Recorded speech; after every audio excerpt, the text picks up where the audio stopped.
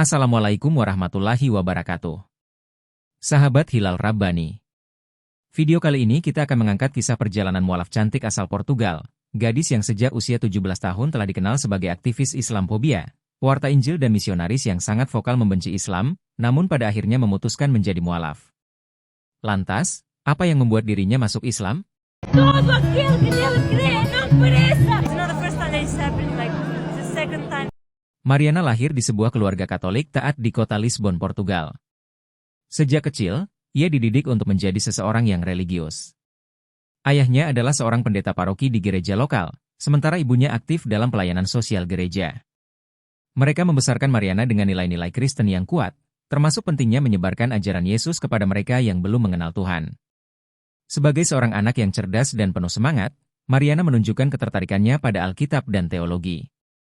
Pada usia 17 tahun, ia memutuskan untuk bergabung dengan organisasi misionaris internasional yang berfokus pada menyebarkan Injil ke berbagai belahan dunia.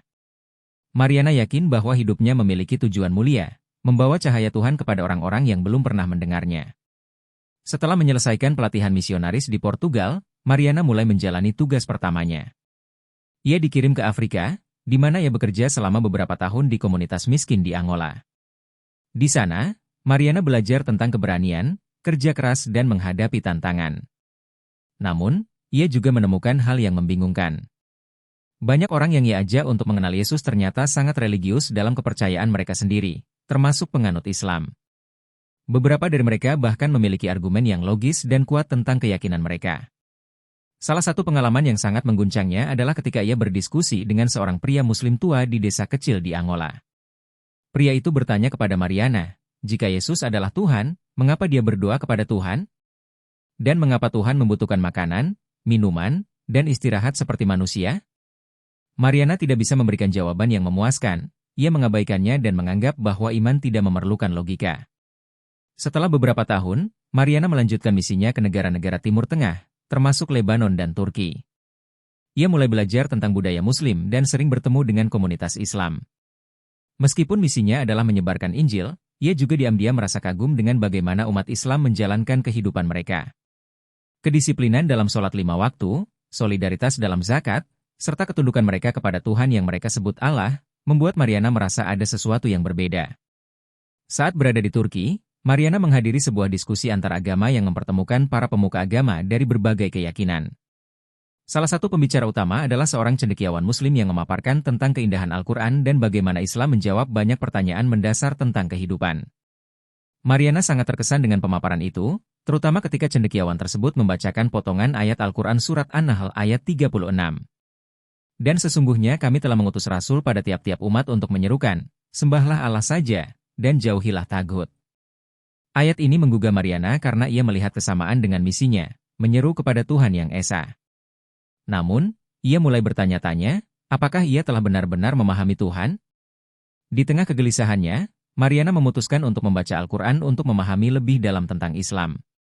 Awalnya, ia berniat untuk menemukan kesalahan di dalamnya, seperti yang sering diajarkan di pelatihan misionaris.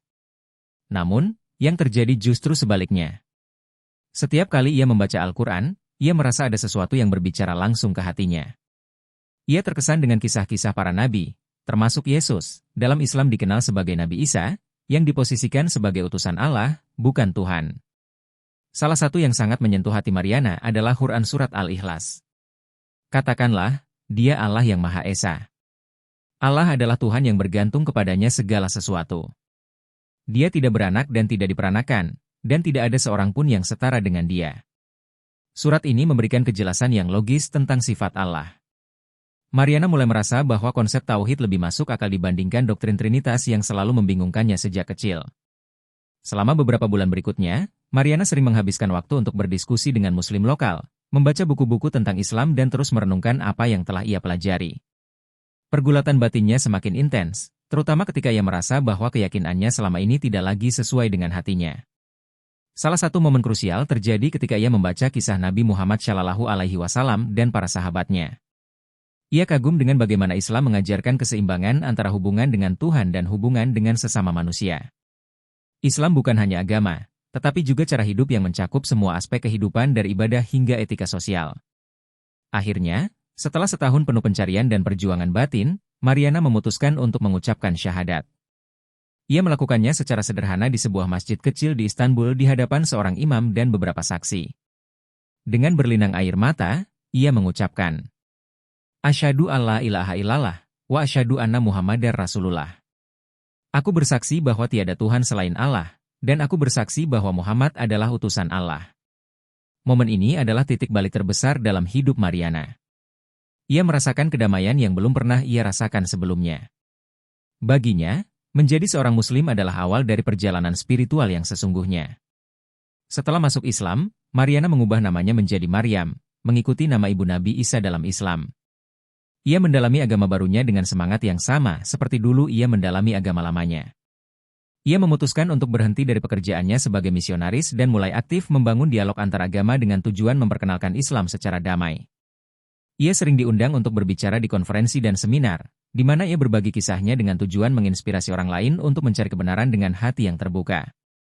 Mariana sering mengatakan bahwa pencarian kebenaran memerlukan keberanian untuk mempertanyakan apa yang telah diajarkan kepada kita sejak lahir. Ia percaya bahwa setiap orang harus mendekati agama dengan hati yang tulus dan pikiran yang terbuka. Allah telah menunjukkan kepada saya jalan yang benar, dan saya bersyukur atas petunjuknya. Saya berharap kisah saya bisa menjadi inspirasi bagi mereka yang sedang mencari kebenaran. Sungguh sangat mengagumkan. Terima kasih telah menonton video ini dan mengikuti channel kami. Semoga bermanfaat. Wassalamualaikum warahmatullahi wabarakatuh.